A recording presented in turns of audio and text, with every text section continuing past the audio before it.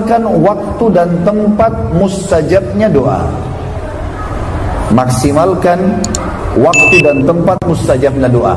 Kalau tempat teman-teman khilaf di antara ulama, tapi ada athar Ibnu Abbas radhiyallahu anhuma, beliau dinukil khusus di bab haji ini ya, di bab haji. Kalau antum mau tarik riwayat ini disebutkan dalam bab-bab haji dalam buku fikih. Ibnu Abbas menyebutkan bahwasanya termasuk tempat mustajab adalah multazam. Multazam dari Hajar Aswad ke pintu Ka'bah. Ini yang disebut multazam. Dan Ibnu Abbas seringkali kalau tawaf mampir untuk berdoa di situ. Dan beliau mengatakan antara ya, di multazam doa mustajab. Statement beliau ini bukan dari hadis tentunya, gitu kan? Ini yang pertama. Yang kedua teman-teman sekalian, sebagian ulama masukkan Masy'aril Haram, Mina, Muzdalifah, Arafah. Sampai Nabi SAW mengatakan afdal doa itu ada di Arafah. Karena Allah membebaskan banyak sekali hambanya dari api neraka pada saat itu, mohonlah bebas dari api neraka. Yang ketiga teman-teman sekalian adalah minum air Zam-Zam. Ini dihitung tempat, karena kita minum di tempat, baik itu di Masjid Haram, kita minum di rumah, kita lagi minum dihitung kayak minum di tempat, ya. Maka ini juga mustajab doa. Kalau ini hadisnya sahih, sebagaimana sabda Nabi SAW, Zam-Zam liman syuribalah. Zam-Zam sesuai dengan niat orang yang meminumnya. Minum Zam-Zam teman-teman sekalian, itu jangan hanya minta disembuhin penyakit, minta sesuatu yang besar kepada Allah. Imam Syafi'i mengatakan rahimahullah, aku minum Zam-Zam meminta 3 hal kepada Allah. Pertama, minta agar panahanku tidak meleset. Imam Syafi'i rupanya teman-teman sekalian sangat gemar berburu. Beliau mengatakan setelah minum Zam-Zam dan minta agar tidak meleset panahan, maka panahanku tidak pernah meleset semenjak hari itu. Yang kedua, aku minum Zam-Zam minta agar dinobatkan, dijadikan oleh Allah menjadi ulama muslimin. Siapa yang tidak kenal Imam Syafi'i sebagai salah satu 4 madhab? Dan yang ketiga, aku minum Zam-Zam minta dimasukkan ke dalam surga. Harus minta yang besar teman-teman sekalian. Dan Zam-Zam ini mumpung antum di sini, antum bisa jangkau, bisa beli, minum teman-teman. Kalau bisa jadikan Zam-Zam minuman sehari-hari. Ini teman-teman di Saudi, kalau saya di Saudi saya tekankan sekali, antum jangan minum air biasa, minum Zam-Zam terus sudah. Karena itu luar biasa. Banyak orang kalau di Indonesia ya, pulang dari umroh Zam-Zam disimpan di gudang 10 tahun tidak diminum. Untuk apa ini? Ya. Harusnya diminum, dipakai, ya, dipakai teman-teman sekalian. Nah ini tempat. Kita masuk ke waktu. Ada banyak waktu teman-teman. Yang pertama adalah sepertiga malam yang sudah masyhur. Sepertiga malam cara menghitungnya teman-teman dari maghrib itu, dari maghrib, azan maghrib, kayak kita di sini misalnya jam 7 malam ya, kurang lebih ada jam 7, azan subuhnya misalnya jam 3. Anggap sini jam 3 kan ya, 3.16 ya. Baik, anggap jam 7 sampai jam 3. Nah ini, waktu ini, jam 8, jam 9, jam 10, jam 11, jam 12, jam 1, jam 2, jam 3, berarti antum punya 8 jam dalam satu malam. Sepertiganya itu dibagi 3 itu 8 jam. Antum sudah tahu nanti sepertiga akhir malam itu.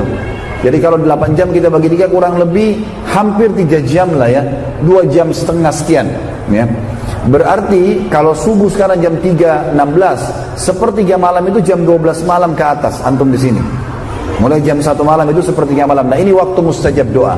Ini yang disebutkan dalam hadis Nabi SAW. Kalau tertinggal sepertiga malam, Allah Azza wa Jalla turun ke langit bumi dan bertanya kepada para malaikatnya, adakah yang memohon saya berikan, adakah yang minta tolong saya tolong, adakah yang beristighfar saya ampuni. Yang kedua pada saat sujud. Pada saat sujud, sabda Nabi SAW dalam hadis Bukhari, aqrabu abdun ila rabbi wa huwa sajid fa aktsiru fihi du'a. Dalam bahasa riwayatnya dikatakan begitu. Paling dekat seorang hamba dengan Allah pada saat dia sedang sujud, perbanyaklah doa pada saat itu. Dalam hadis Imam Ahmad juga disebutkan, kata Nabi SAW, kalau kalian ruku, agungkan Allah.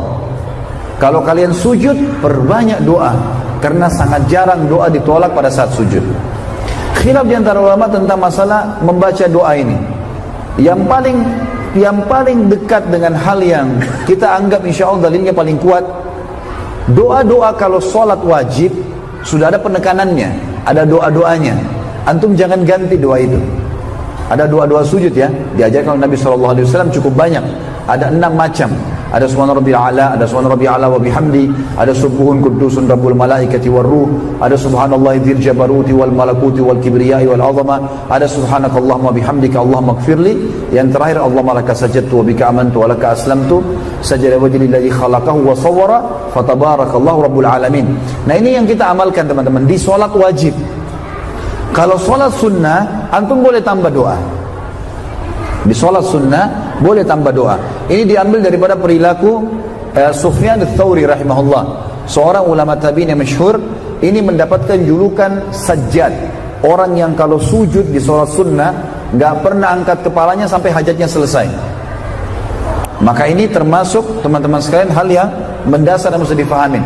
Tinggal khilaf diantara ulama juga tentang masalah bolehkah menyebutkan bahasa masing-masing dalam sujud atau harus bahasa Arab. Ini juga khilaf diantara mereka. Tapi ini yang dibahas di sholat sunnah ya. Sholat wajib mutlak tidak boleh. Antum baca doa yang sudah ada dalilnya. Kalau sholat sunnah berbeda. Ada hadis Nabi SAW, Al-mar'u maliku li nafilatihi. Seseorang pemilik sholat sunnahnya, gitu kan?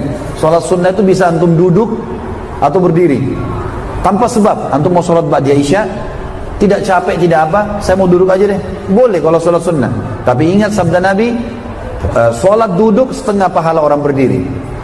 Ada tidak boleh, tapi setengah, gitu kan? Makanya harus diperbaiki, difahami teman-teman sekalian. Baik, itulah masalah sujud. Kemudian yang ketiga, sebelum salam terakhir, sebelum salam di tahiyat terakhir, sabda Nabi SAW yang dihasankan oleh para ulama, diriwayatkan Hakim, Baihaqi, Imam Ahmad menyebutkan semua ini. Kata Nabi SAW setelah mengajarkan sahabat doa-doa sebelum salam, mengatakan falyad'u ma yasha. Setelah itu dia boleh berdoa apa yang dia inginkan. Tetapi sama, kalau sholat wajib, antum cuma boleh membaca sebelum salam 23 doa yang Rasulullah SAW ajarkan. 23 doa. Di antaranya a'udzubika min azabi jahannam min azabil kubur dan seterusnya sampai 23 doa. Ini teman-teman kalau ikutin ceramah saya di YouTube tentang doa-doa zikir dalam sholat, doa dan sholat ini akan saya sebutkan 23 doa itu. Kemudian kalau sholat sunnah, ini boleh antum pakai berdoa apa saja, termasuk tempat yang mustajab. Selanjutnya teman-teman sekalian, yang keempat adalah berpuasa kayak antum sekarang. Sabda Nabi SAW dalam hadis sahih riwayat Imam Ahmad, orang yang puasa tidak ditolak doanya. Dalam hadis yang lain riwayat Imam Muslim, bagi orang puasa ada waktu yang mustajab, dan itu tepatnya pada saat berbuka puasa. Maka ini juga termasuk waktu. Kemudian yang selanjutnya, yang kelima adalah musafir. Kata Nabi SAW, musafir sangat jarang ditolak doanya. Hadis sahih riwayat Imam Ahmad. Kemudian juga yang keenam, hujan sedang turun. Dalam hadis Bukhari Muslim disebutkan pada saat hujan turun, kata Nabi SAW, berdoalah karena rahmat Allah sedang turun. Selanjutnya teman-teman sekalian, pada saat perang sedang berkecamuk, perang sedang berkecamuk, ini diambil daripada hadis Bukhari Muslim, bahwasanya Nabi SAW setiap kali sudah mau akan berkecamuk peperangan mengatakan, ud'u rabbakum, berdoa kepada Tuhan kalian. Dan umumnya semua doa yang disampaikan pada saat itu diijabah oleh Allah. Kemudian teman-teman sekalian, yang kedelapan antara azan dan iqamah, sudah kita tahu, kata Nabi SAW, antara azan dan iqamah doa tidak ditolak. Yang selanjutnya, doa orang tua untuk anak. Hati-hati teman-teman, tinggalkan semua kata-kata nakal, bodoh atau apa saja. Gunakan selalu kalimat-kalimat yang santun dan baik. Maaf teman-teman, tadi yang hadir pagi saya sempat sebutkan tentang kisah Syekh Sudais. Syekh Sudais rahimahullah, beliau pernah ditanya, kenapa anda menjadi imam haram seperti ini, gak seperti imam-imam lain? Semuanya teman-teman sekalian imam haram. Syekh Sudais itu bisa dikatakan pemimpin semua imam itu, padahal sudah dari dulu sudah bisa masuk 20 tahun lebih jadi imam. Beliau mengatakan, waktu ditanya di wawancara, beliau bilang doa ibu saya. Yang wawancarain penasaran tanya, memang apa doa ibu anda? Dia mengatakan, dulu waktu saya masih kecil, kalau saya nakal sekali, ibu saya mengatakan, pergilah ke masjid haram, semoga kau jadi imam haram. Dalam kondisi ibunya emosi, tetap doa yang baik. Ini harus teman-teman dibaiki. Kemudian selanjutnya, doa anak untuk orang tuanya. Seperti kita tahu hadis, kalau anak Anda meninggal dunia terputus amalnya kecuali dari 3 sumber, ilmu sedekah jariyah, ilmu bermanfaat, dan anak yang soleh yang mendoakannya. Berarti di sini diijabah doanya, karena pasti diantarkan dikasih kepada orang mati itu. Selanjutnya teman-teman sekalian adalah doa muslim untuk muslim yang lain. Ini sebenarnya hadis Bukhari Muslim. Kata Nabi SAW, doa muslim kepada muslim yang lain ala zahril ghaib, tidak berhadapan, mendoakan saudaranya diam-diam di belakang, itu diijabah. Dan yang terakhir teman-teman adalah hari Jumat. Dan ini ada dua waktu. Dua-duanya hadis sahih. Yang satu hadis riwayat Imam Muslim. Kata Nabi SAW, hari Jumat pasti ada waktu diijabah doa. Pasti ada waktu diijabah doa, gitu kan? Dan kejarlah pada saat khatib atau imam sedang duduk di khutbah kedua sampai diiqamahkan sholat. Makanya dari hadis riwayat Muslim ini, semua khatib yang faham sunnah Nabi SAW mereka akan berdoa. Yang kedua riwayat Nasai, hadis sahih, kata Nabi SAW, Jumat 12 waktu. Kalau kita sekarang 12 jam, dari azan subuh sampai azan maghrib. Tidak ada seorang muslim di muka bumi yang berdoa sama Allah di 12 waktu itu kecuali diijabah. Dan kejarlah habis asar sampai terbenam matahari. Berarti ada dua waktu kita disuruh kejar di hari Jumat. Pada saat khatib khutbah kedua, dan pada saat habis asar sampai terbenam matahari tentunya.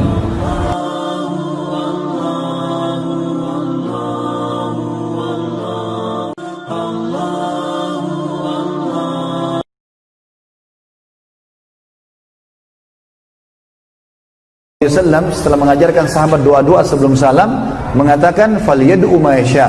Setelah itu dia boleh berdoa apa yang dia inginkan. Tetapi sama, kalau sholat wajib, antum cuma boleh membaca sebelum salam 23 doa yang Rasulullah SAW ajarkan. 23 doa. Di antaranya a'udzubika min adzabi jahannam min adzabil kubur dan seterusnya sampai 23 doa. Ini teman-teman kalau ikutin ceramah saya di YouTube tentang doa-doa zikir dalam sholat, doa dan sholat ini akan saya sebutkan 23 doa itu.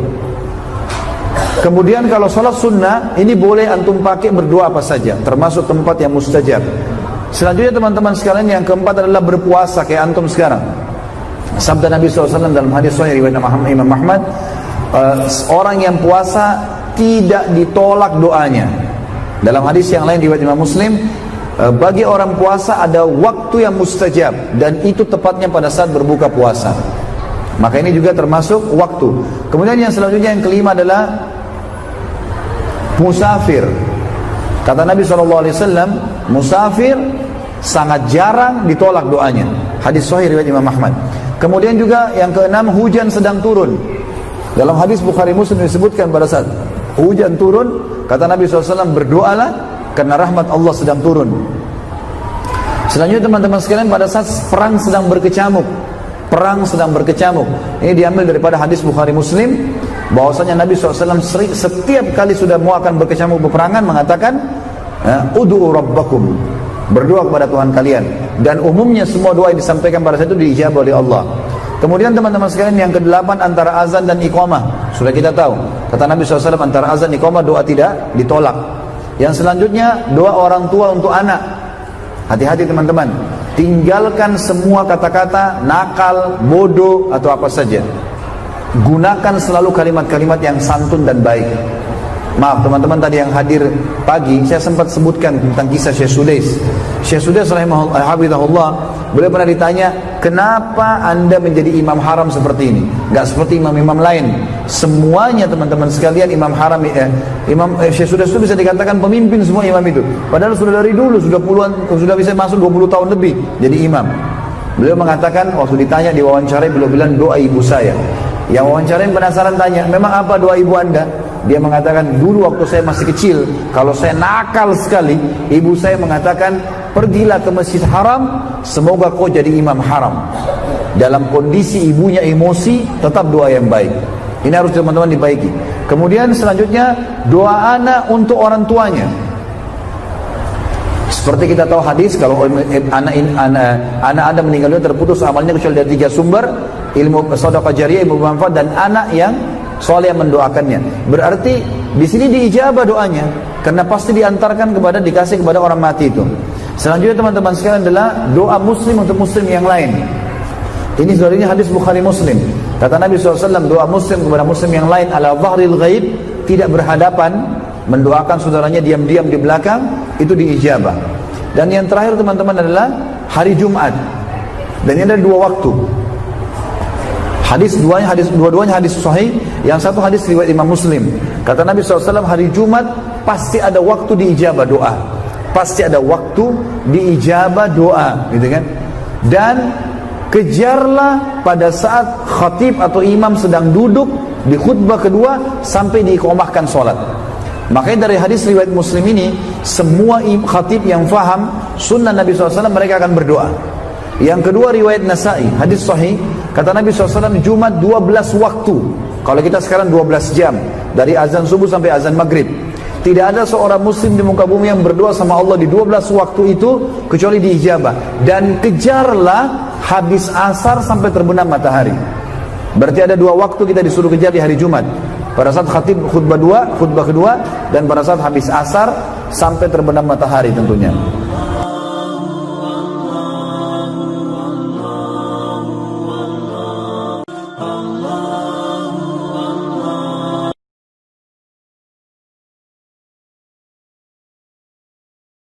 Jadi imam haram dalam kondisi ibunya emosi, tetap doa yang baik.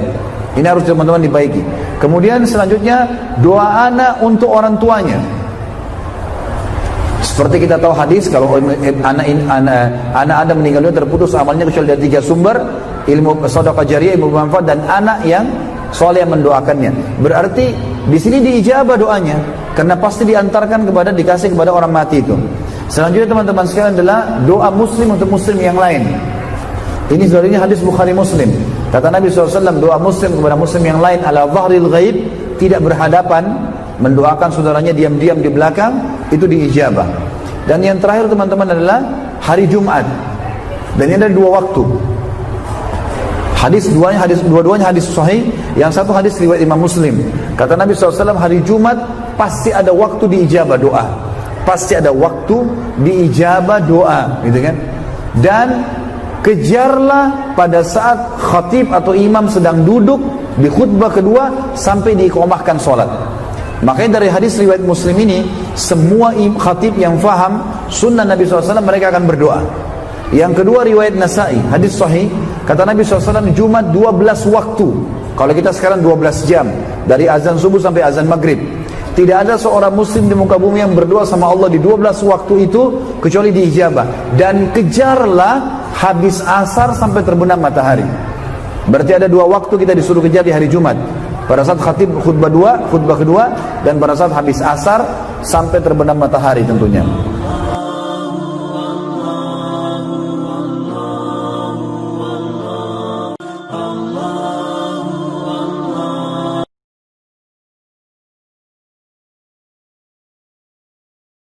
Makanya dari hadis riwayat Muslim ini, semua khatib yang faham sunnah Nabi SAW mereka akan berdoa. Yang kedua riwayat Nasai, hadis sahih, kata Nabi SAW Jumat 12 waktu. Kalau kita sekarang 12 jam, dari azan subuh sampai azan maghrib. Tidak ada seorang muslim di muka bumi yang berdoa sama Allah di 12 waktu itu kecuali diijabah. Dan kejarlah habis asar sampai terbenam matahari. Berarti ada 2 waktu kita disuruh kejar di hari Jumat. Pada saat khatib khutbah kedua, dan pada saat habis asar sampai terbenam matahari tentunya.